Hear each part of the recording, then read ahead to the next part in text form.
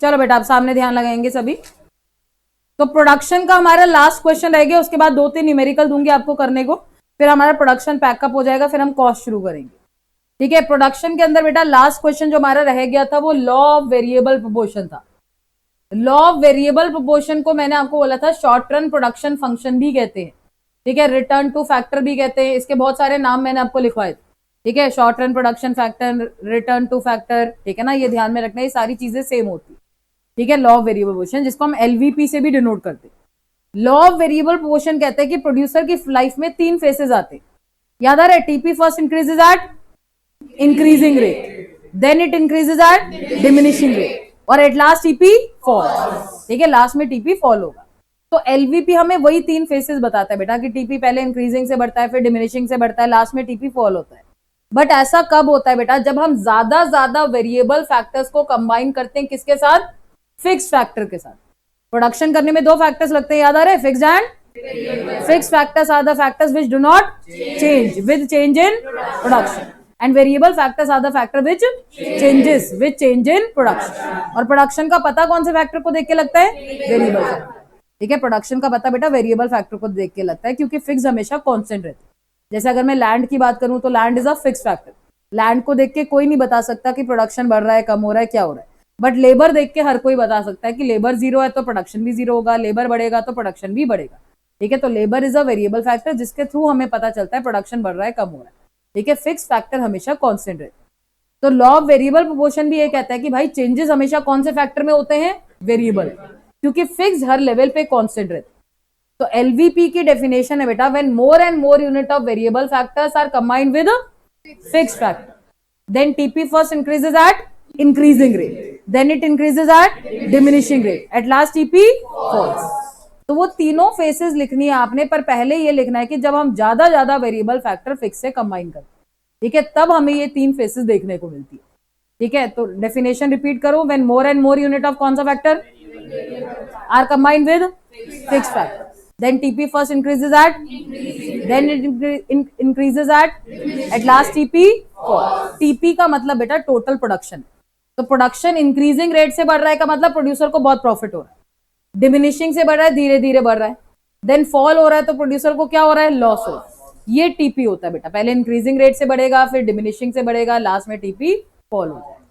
ठीक है, तो आंसर शुरू करो। आंसर में लिखो, when more and more unit of, when more and more units of variable factors, when more and more units of variable factors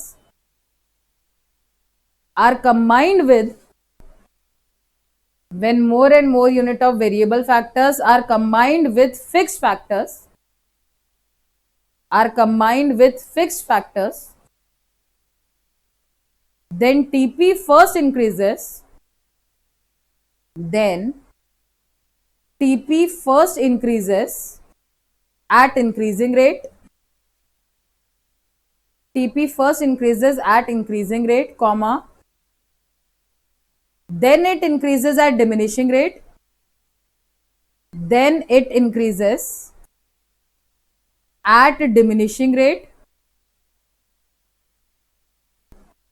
at last TP falls,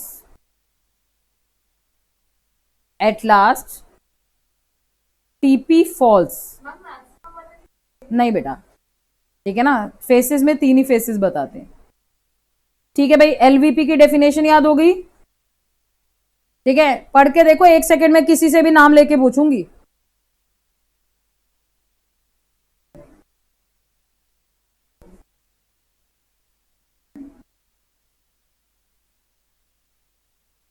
done, सामने देखो, मुंडी सीधी करो, चीटिंग कोई नहीं करेगा।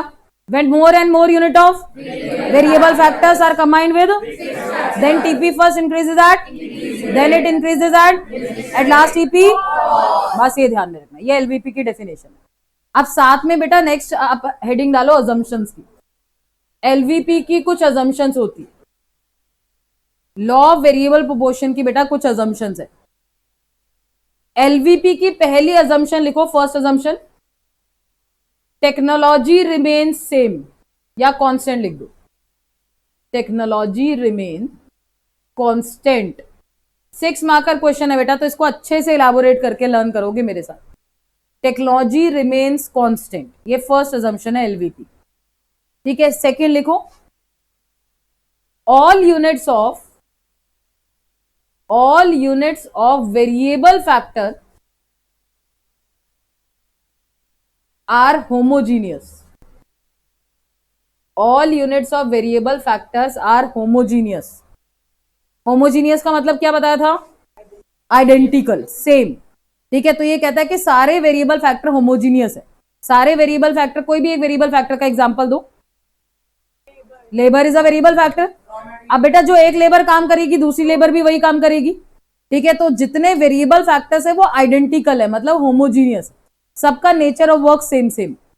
ठीक है, तो वेरिएबल फैक्टर भी होमोजीनियस है। ठीक है, ध्यान में रखना। और टेक्नोलॉजी को ये लॉ मान के चलता है, कांस्टेंट है। अगर आप लेबर यूज कर रहे हो तो आप लेबर ही करोगे, मशीन यूज कर रहे हो तो मशीन ही यूज करोगे। तो first assumption technology remain same. ठीक है, second assumption all units of variable factors are homogeneous. अच्छा, इसका मैंने अदर नेम बताया था, शॉर्ट रन लॉन्ग रन, तो ये लॉ सिर्फ शॉर्ट रन में ऑपरेट करेगा, ये ध्यान में रखो। तो तीसरी अजम्पशन लिखो, this law operates in short run only. This law operates in short run only. ये 3 अजम्पशन अभी मेरे साथ साथ लर्न करोगे, किसी से भी पूछूंगी। ठीक है, तो एलवीपी की 3 अजम्पशन है बेटा। ठीक है, टेक्नोलॉजी को इसने कांस्टेंट माना है कि टेक्निक हमेशा कांस्टेंट रहेगी। जितने वेरिएबल फैक्टर ये कह रहा है होमोजीनियस है, सब आइडेंटिकल है, सबका नेचर ऑफ वर्क सेम ही है। ठीक है, और लास्ट अजम्पशन है कि ये लॉ सिर्फ शॉर्ट रन में ही ऑपरेट करता है, लॉन्ग रन में नहीं करता। अच्छा, शॉर्ट रन में क्यों ऑपरेट कर, हाँ बोल, short run only. This law operates in short run only. बेटा शॉर्ट रन और लॉन्ग रन में क्या डिफरेंस होता है? देखो, शॉर्ट रन वो टाइम पीरियड होता है जिसमें हम सिर्फ वेरिएबल फैक्टर्स में चेंजेस करते हैं। लॉन्ग रन वो टाइम पीरियड होता है जिसमें आप कोई भी फैक्टर में चेंजेस कर सकते हो। ये दोनों में डिफरेंस है, शॉर्ट रन लॉन्ग रन। अब मैंने ऐसा क्यों बोला कि शॉर्ट रन वो टाइम पीरियड है जिसमें हम सिर्फ वेरिएबल फैक्टर में चेंजेस कर सकते हैं? अगर मैं आपसे एक क्वेश्चन पूछूं, बल्क में इन्वेस्टमेंट किस फैक्टर में लग रही है, वेरिएबल की फिक्स्ड? सोच के बोलो। Bulk investment is involve in fixed और वेरिएबल? Fixed factor. फिक्स्ड में आती है लैंड। अगर मेरे पास एक दिन का टाइम है तो मैं कितनी लैंड खरीद सकती हूँ? नो, क्योंकि it involve bulk investment. Labour, raw material, इसमें कम इन्वेस्टमेंट इन्वॉल्व होती है बेटा। ठीक है, तो शॉर्ट रन वो टाइम पीरियड है जिसमें आप वेरिएबल फैक्टर को चेंज कर सकते हो आसानी से। तो लॉ ऑफ वेरिएबल प्रोपोर्शन है, ये वैसे ही कौन से फैक्टर को कंसीडर करता है? वेरिएबल। इसलिए ये लॉ सिर्फ कौन से टाइम पीरियड में ऑपरेट करता है? Short run. लॉन्ग रन वो टाइम पीरियड होता है बेटा जिसमें आप कोई भी फैक्टर चेंज कर सकते हो, weather it is fix, weather it is variable. अगर मेरे को 5 साल 10 साल का टाइम पीरियड दे दिया तो it is long run time period. तो उसमें मैं लैंड में भी इन्वेस्टमेंट कर सकती हूँ, लेबर भी जितनी मर्जी ले सकती हूँ, रॉ मटेरियल भी इन्वेस्ट कर सकती हूँ। तो लॉन्ग रन में you can change any factor of production whether it is fixed और variable, but in short run a person can change only कौन सा फैक्टर? वेरिएबल। वाई? रीजन दिमाग में रखना, क्योंकि फिक्स्ड इन्वॉल्व बल्क इन्वेस्टमेंट। ठीक है, फिक्स्ड फैक्टर्स में ज्यादा पैसा लगता है। तो ये 3 अजम्पशन मैंने आपको दिए, तीनों लर्न हो गई है। ठीक है, एलवीपी लॉ ऑफ वेरिएबल प्रोपोर्शन है, किस चीज को कांस्टेंट माना है? टेक्नोलॉजी को। ठीक है, वेरिएबल फैक्टर्स को क्या माना है? होमोजीनियस, यानी आइडेंटिकल। तो all the variable factors are homogeneous and this law operates in कौन सा टाइम पीरियड? और एलवीपी की डेफिनेशन याद है, when more and more unit of variable factors are combined with, then TP first increases at, then it increases at last TP falls। ठीक है, तो हमने assumption भी दे दी। अब हम schedule कर्व देंगे, फिर तीनों फेसेस को elaborate करेंगे। ठीक है, तो पहले हम कर्व बना देते हैं, फिर schedule बनाएंगे। अच्छा, कर्व मेरे साथ साथ बनाना बेटा। देखो, एक ही कर्व में भी हम शो कर सकते हैं और 2 डबल कर्व भी बना सकते हैं।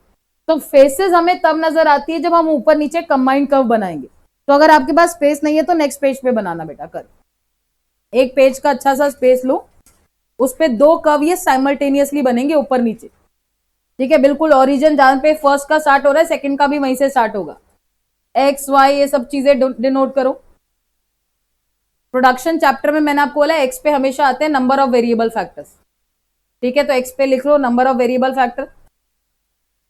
एलवीपी टीपी एमपी शो करता है बेटा। तो y पे मैं ऊपर वाले कर्व में टीपी बना रही हूँ, टीपी के बिहेवियर को एमपी इफेक्ट करती है। तो नीचे वाले कर्व में मैं एमपी डिनोट कर रही हूँ। पहले ये लेबलिंग कर लो बेटा सारी की सारी। एक्स एक्सिस पे नंबर ऑफ वेरिएबल फैक्टर्स आएंगे, ऊपर वाले में भी और नीचे वाले में। वाई में मैंने ऊपर वाले कर्व में बेटा टीपी लिया है, नीचे वाले कर्व में एमपी लिया है। TP is total product and MP is marginal product.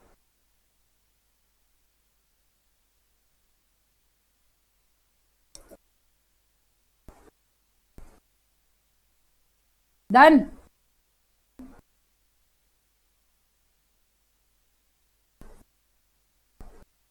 अब बेटा टीपी बनाना, सही शेप बनाना। मैंने लास्ट क्लास में सबकी इंडिविजुअल कॉपी में चेक करा था, तो आप बेटा शेप आप खुद सही बनाना। इकोनॉमिक्स में अगर कर्व्स आपके गलत है ना, तो फिर आपका टीचर कोई एक्सप्लेनेशन नहीं बढ़ती, ये ध्यान में रखना। तो टीपी बनाओ, पहले इंक्रीजिंग रेट से बढ़ रहा है, इनवर्स यू शेप। सुंदर सुंदर बनाना प्लीज।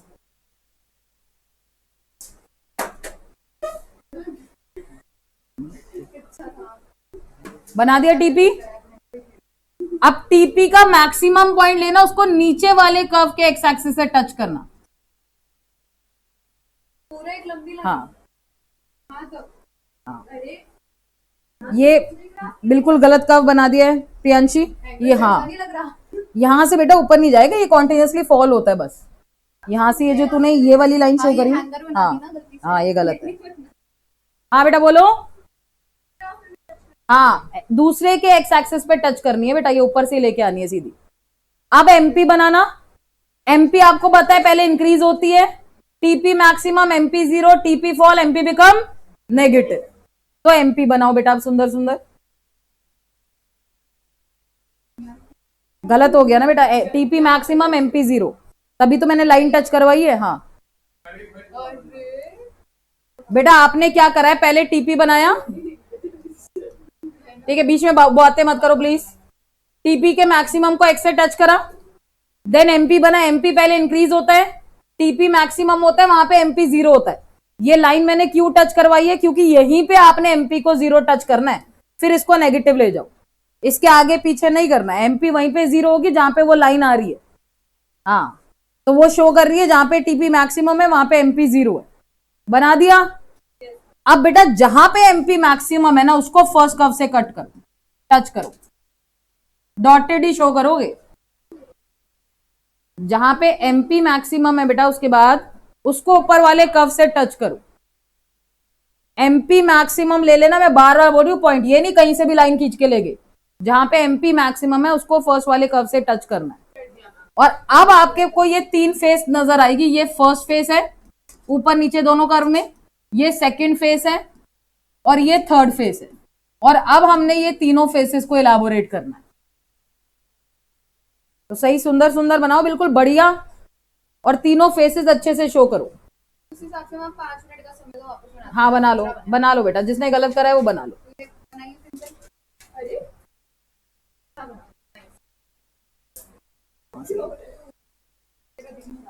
तीनों फेसेस बेटा ऊपर नीचे दोनों कर्व में दे देना, ठीक है। First face, second, MP maximum है ना, उसको अनु ऊपर से टच कर दे। हाँ बेटा तीनों, फर्स्ट सेकंड थर्ड ऐसे ही लिखना रोमन नंबर में जैसे मैंने लिखा हुआ है। बातें मत करो बेटा, बार बार बोल रही हूं, जस्ट मैं सीधा होके बैठ। बिल्कुल देखो बेटा, कई बार अब आपके स्कूल में टीचर इसको बताएगी ना, तो कई टीचर इसको ऐसे अलग अलग फेसेस में शो करती है, कई इनको कंबाइन बना देती है। जैसे ये टीपी बनाया, ऐसे टच करा, फिर यहां से एमपी स्टार्ट करा, ये एमपी बना दिया, फिर इसको फर्स्ट कर्व से टच करा, ऐसे 3 फेसेस ऐसे दिखा देती है। कर्व दोनों में से कोई भी गलत नहीं है, ये भी सही है वो भी सही है, आप कोई भी बना सकते हो। बट वो वाला एलवीपी में हम उसको इलाबोरेट करते हैं, इसलिए बेटा ताकि हमें पता चले कि शुरू कहां से हो रही है, खत्म कहां पे हो रही है। इसमें सब खिचड़ी से मच जाती, तो हम उसको ना पॉइंट लेके नहीं बता सकते। अभी हम इसको लेबलिंग करेंगे, इसको आप पॉइंट ए दोगे, करो इसको लेबलिंग करो मेरे साथ साथ। इसको पॉइंट बी दो, इसको सी पॉइंट दो, इसको डी पॉइंट दो, ये 4 पॉइंट लेबल करो, ए बी सी डी। अब वो वाले कर्व में वो सारे पॉइंट अजीब से नजर आते हैं, तो लेबलिंग कर दो इसको बेटा सबको फटाफट, सारे कर्व्स को ए बी सी डी करके लेबलिंग कर दो। कर दी लेबलिंग। अब बेटा हम ये तीनों फेसेस को ना इलाबोरेट करेंगे, ठीक है। फर्स्ट सेकंड थर्ड फेस, अब हम तीनों फेज को इलाबोरेट करेंगे। अभी कुछ नहीं करना, अभी तो स्केड्यूल भी बनना है बेटा इसका। स्केड्यूल बन के देन हम इलाबोरेशन करेंगे, ठीक है। स्केड्यूल मैंने आपको बोला था कि इस पूरे चैप्टर में एक ही स्केड्यूल बनवाया, याद आ रही है? मेरे ख्याल से दूसरे बैच के स्टूडेंट्स ने नहीं बनाया, ठीक है ना। आप एक काम करो, स्केड्यूल बनाओ, क्योंकि उसमें तीनों फेसेस भी तो दिखानी है। सेम स्केड्यूल रिपीट कर दो, जिसके पास है वो बनाओ, जिसके पास नहीं है वो देख लो। पहला कॉलम लैंड का बनेगा, then labour, then TP, AP, MP, ये सारे कॉलम बनेंगे। स्केड्यूल में बेटा फेसेस भी दिखानी है, तो बना लो एक बार, कोई बात नहीं। लैंड हमेशा फिक्स रहती है, लेबर आप एक एक करके बढ़ाओ, 0 1 2 3 4 5 6 7 8। लैंड हमेशा कांस्टेंट रहती है। लैंड के ब्रैकेट में लिखना पड़ेगा इन एकड़, लैंड इन एकड़, लेबर इन यूनिट्स। आपको पता है फिक्स फैक्टर हमेशा कांस्टेंट रहते हैं, चेंजेस वेरिएबल में होते हैं। बेटा आपको देखो, एलवीपी का स्केड्यूल आप कभी खुद नहीं बनाओगे, मैंने आपको पहले भी बोला है। इसके अंदर बेटा एमपी की वैल्यू मैं आपको याद कराऊंगी, एमपी की वैल्यू याद करनी है, तो टीपी एपी आसानी से उससे निकल जाएगा, ठीक है। याद आ रही है किसी को? 0 2 4 6 4 2 0 -3 -4। अब जिसको याद नहीं है वो लर्न कर लेंगे वैल्यूज। 0 2 4 6 4 2 0 -3 -4, एमपी याद कर लेना। खुद बनाने बैठोगे बेटा तो आपका इंक्रीजिंग डिमिनिशिंग वो फेज टीचर को समझ नहीं आएगी, ऊपर नीचे आपकी गड़बड़ हो सकती है। तो एमपी की वैल्यूज याद कर लेना। और आपको पता है टीपी कैसे निकलता है, एमपी को प्लस करके। तो पहले ऐसे 0 हो गया, 0 + 2 आपको पता है 2 हो गया, फिर 2 + 4 6, फिर 12, फिर 16, फिर 18, फिर 18, नेक्स्ट क्या आ रहा था 15, फिर नेक्स्ट 11। ये सारा टीपी निकल गया। और एपी अगर आपको याद हो, TP upon variable factor AP होता है, ठीक है। टीपी अपॉन वेरिएबल फैक्टर, पहला तो 0 होगा, फिर 2/1 2 हो गया, 6/2 3, फिर 4, फिर 4, ये कितना आ रहा था 3.6, फिर 3, ये कितना आ रहा था 2.1, और नेक्स्ट कितना आ रहा था 1.1, 1.3। बना दो बेटा ये फटाफट। तो आपने स्केड्यूल में ना बेटा देखो, लैंड तो कांस्टेंट ही है, लेबर हमने एक एक करके बढ़ाई है, एमपी याद कर लेना, बस ये ध्यान में रखना। नहीं तो टीपी बेटा नजर नहीं आएगा, इंक्रीजिंग रेट से बढ़ रहा है, फिर डिमिनिशिंग से बढ़ रहा है धीरे धीरे, फिर फॉल हो रहा है। तो ये अब आप इस स्केड्यूल में ना ये मार्क करोगे, 0 से लेके 6 तक फर्स्ट फेज है, ऐसे लिखोगे। 4 to 0, जहां पे एमपी 0 होता है वहां तक होती है ना सेकेंड फेज, और जब एमपी नेगेटिव होता है तो उसको हम कहते हैं थर्ड फेज। तो ये तीनों फेज आपको लेबल करनी पड़ेगी बेटा, इसमें शो करनी पड़ेगी। अब ये शो कर दो। 0 2 4 6 का मतलब क्या बेटा, टीपी पहले 0 के डिफरेंस से बढ़ रहा है, फिर 2 के, फिर 4 के डिफरेंस से बढ़ रहा है, फिर 6 के। तो टीपी इंक्रीजिंग रेट से बढ़ रहा है, पहले तो 2 का गैप था, फिर 4 का हो गया, फिर 6 का हो गया। डिमिनिशिंग का मतलब गैप कम हो रहा है, 6 के बाद 4 का गैप हो रहा है, देखो 4 के गैप से बढ़ रहा है, फिर 2 के गैप से बढ़ रहा है, ठीक है ना। तो वो होती है डिमिनिशिंग, ठीक है। और फिर उसके बाद आपको पता है टीपी फॉल हो रहा है, ठीक है ना। तो इसलिए मैं बोल रही हूँ ये स्केड्यूल याद करने के लिए बेटा, नहीं तो आपसे ना वो डिफरेंस नहीं निकलेगा, इंक्रीजिंग से बढ़ाना है, आपने सिर्फ एमपी याद करना है, एमपी को प्लस कर करके टीपी आ जाएगा, ठीक है भाई। ये ध्यान में रखना बेटा, एमपी टीपी को माइनस करके, टीपी एमपी को प्लस कर। भाई स्केड्यूल बना दिया सबने, लेबलिंग कर दी? कर दे प्रदीप। 1.3 बेटा,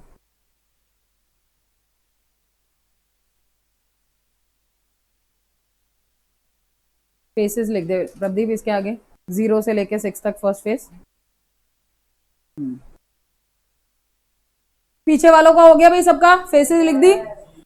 अब हमने स्केड्यूल बना दिया, कर्व बना दिया, अब ये तीनों फेसेस इलाबोरेट करेंगे हम, ठीक है। हेडिंग डालो नेक्स्ट लाइन में, देयर आर 3 स्टेजेस। हाँ ये पूरा अंडरलाइन करोगे। There are 3 stages of law of variable proportion.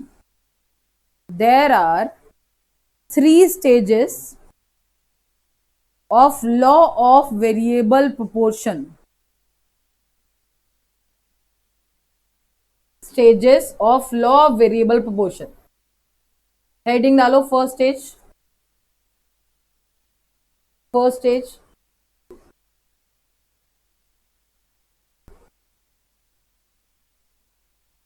अब एलवीपी का डायग्राम आपके पास है बेटा, सब आपको पता है कि भाई फेस शुरू कहां से हो रही है, खत्म कहां पे हो रही है, आपको सब पता है। हाँ नहीं नहीं, बनाना नहीं, मैंने अपने लिए इसलिए बनाया कि आप देख देख के आप मुझे बताओगे। अगर आपको याद आ रहा है तो फर्स्ट फेज में TP increases eight MP also, तो ये तो हमें पता है टीपी इंक्रीजिंग रेट से बढ़ रहा है, एमपी भी बढ़ रहा है। अब ये फेज शुरू कहां से हुई है, खत्म कहां पे हुई है, वो हम एमपी को देख के बताते हैं। तो this phase start from the point of origin, खत्म हुई है where MP is maximum.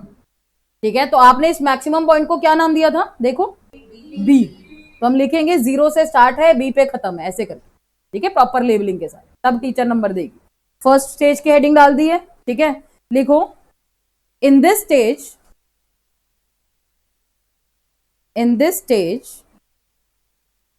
TP increases at, in this stage TP increases at बेशर्मो आगे का बोलो, at increasing rate। in this stage TP increases at करके मेरा मुंह देख के यूं कर रहे हो, at मैं कह रही हूं, खुद भी आगे से यूं कर रहे हो।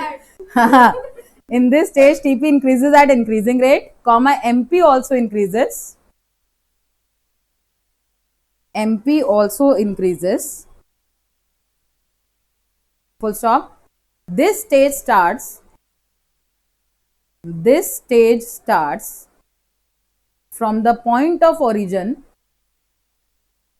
this stage starts from the point of origin, bracket में लिखोगे पॉइंट ओ, ऐसे from the point of origin bracket में लिखोगे point O, and ends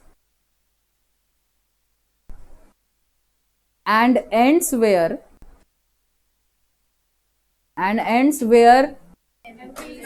MP is maximum, and ends where MP is maximum, bracket में लिखोगे point B, ऐसे, and ends where MP is maximum, point B. अब heading डालो second stage. Second stage confirm question है, बार बार बोल रही हूं बेटा, इसको तो घोट के पीना है। ठीक है, बहुत इंपॉर्टेंट क्वेश्चन है। तो सेकेंड स्टेज बोलो, TP increases at diminishing rate, MP starting point बताओ पहले, एमपी मैक्सिमम है, that is point B, ends where MP is 0। क्या नाम दिया था इसको, सी, बीसी, शर्म नहीं आ रही, डी दिया था नाम इसको। ठीक है, तो शुरू हुई थी बीडी, ठीक है, तो बी से शुरू हुआ है, डी पे खत्म हुआ है। चलो लिखो अब, इट्स द बीडी लाइफ। हाँ ठीक है, लिखो बेटा, in this stage TP increases at, in this stage TP increases at diminishing rate, TP increases at diminishing rate, comma MP starts, Anu MP starts falling, MP starts falling, full stop। This stage starts, MP starts falling लिख दी, this stage starts from the point where MP is maximum, हाँ बोल TP increases at diminishing rate, लिख दिया, MP starts falling, this stage starts from the point where MP is maximum, this stage starts from the point where MP is maximum, नाम बोलो, point B, bracket में लिखोगे, this stage starts from the point where MP is maximum, bracket में point B, and ends where MP is 0, point D, and ends where MP is 0, bracket में point D। तीसरी phase कौन लिखेगा, हाँ तो उसके बाद खत्म। अब हेडिंग डालो थर्ड स्टेज की,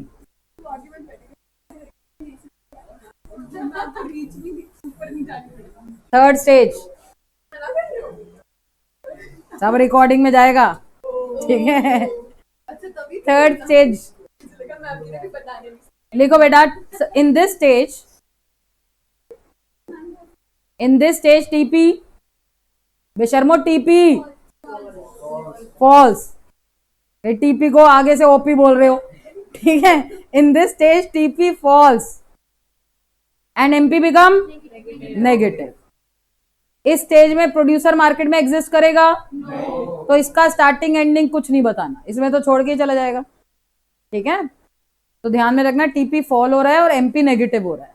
अभी भी खत्म नहीं हुआ ये क्वेश्चन, ठीक है। सुनो मेरी बात, होदा बेटा एलवीपी हमने करा। अब आपने बेटा ये जो तीनों फेसेस हमने शो करी है ना, इन तीनों फेसेस के रीजन देने होते।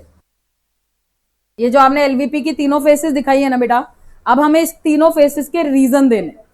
रीजन नहीं लिखवा रही, बुक में से पढ़ोगे, ठीक है। सुन लो बस, ठीक है, अच्छे से सुन लो। अब फर्स्ट फेज में टीपी इंक्रीजिंग रेट से बढ़ रहा है। हमें प्रोडक्शन के लिए दो फैक्टर्स चाहिए, नाम बोलो, fix factors and variable factors. तो टीपी इंक्रीजिंग रेट से बढ़ने का मतलब फिक्स फैक्टर अच्छे से यूटिलाइज है, यस और नो? यस, मैं लैंड को अच्छे से यूज कर रही हूं तभी तो प्रोडक्शन इंक्रीजिंग रेट से बढ़ेगा। वेरिएबल अच्छे से यूटिलाइज है, यस और नो? यस। तो फर्स्ट फेज का reason better utilization of fix factor, better utilization of variable, दोनों अच्छे से यूटिलाइज होंगे तो टीपी इंक्रीजिंग रेट से बढ़ेगा। अब थर्ड फेज, सेकंड छोड़ देते हैं पहले, अब थर्ड पे आओ। टीपी फॉल हो रहा है, तो जो इस फेज के रीजन थे इनको उल्टा कर देंगे तो इस फेज के बनेंगे। तो बेटर यूटिलाइजेशन की जगह lack of utilization, lack of utilization of fix factor, lack of utilization of, तो प्रोडक्शन विल फॉल, ठीक है। तो हमें ये दोनों साथ साथ याद होंगे, इसमें दोनों का बेटर यूटिलाइजेशन, इसमें दोनों का लैक ऑफ यूटिलाइजेशन। अब ये मेन है यार, ये एक मेन फेस है। इसमें टीपी बढ़ रहा है बट कौन से रेट से? डिमिनिशिंग, धीरे धीरे टीपी बढ़ रहा है, ठीक है। इसका मतलब क्या है बेटा? इसका मतलब सपोज करो, एक मैं फिक्स फैक्टर का एक एग्जांपल लेती हूं और एक वेरिएबल का। वेरिएबल में ले लेते हैं लेबर, फिक्स में एग्जांपल ले लेते हैं machine. Machine is also fix factor, आपको पता है। अब मैं लेबर को कह रही हूं, सही सभी ध्यान से समझना मेरी बात को, मैं लेबर को कह रही हूं मशीन का काम कर, तो क्या वो प्रोडक्शन करेगा? क्यों भाई, क्यों नहीं करेगा? मैं लेबर को कह रही हूं मशीन का काम तो कर, तो वो प्रोडक्शन तो करेगा ना, बट क्या मशीन के रेट से करेगा? तो प्रोडक्शन बढ़ेगा, बट एट कौन सा रेट? Diminishing rate. इसको हम कहते हैं बेटा इम्परफेक्ट सब्स्टिट्यूट। अब आप मुझे बताओ सब्स्टिट्यूट्स क्या होते हैं?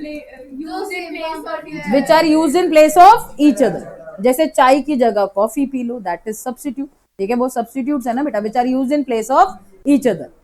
तो अब इसमें मेरे दो सब्स्टिट्यूट है, मशीन है, लेबर है। तो मैं लेबर को कह रही हूं तो मशीन को सब्स्टिट्यूट कर, तो वो बेचारा प्रोडक्शन तो करेगा बट किस रेट से करेगा? डिमिनिशिंग रेट से, ठीक है। तो सेकेंड फेज का एक रीजन है इम्परफेक्ट सब्स्टिट्यूट, कि labour can replace machine but production increases eight कौन सा रेट? डिमिनिशिंग। दूसरा, इस फेज को ना बेटा एक बेस्ट भी बोला जाता है। बेस्ट क्यों बोला जाता है? क्योंकि इसमें एक ऐसा पॉइंट आता है where TP reaches at its maximum point, जिसमें प्रोडक्शन मैक्सिमम पे पहुंच रहा है, तो इसको अच्छा भी बोला जाता है। अब प्रोडक्शन मैक्सिमम का मतलब इन दोनों को कंबाइन कर दो, दोनों फेसेस।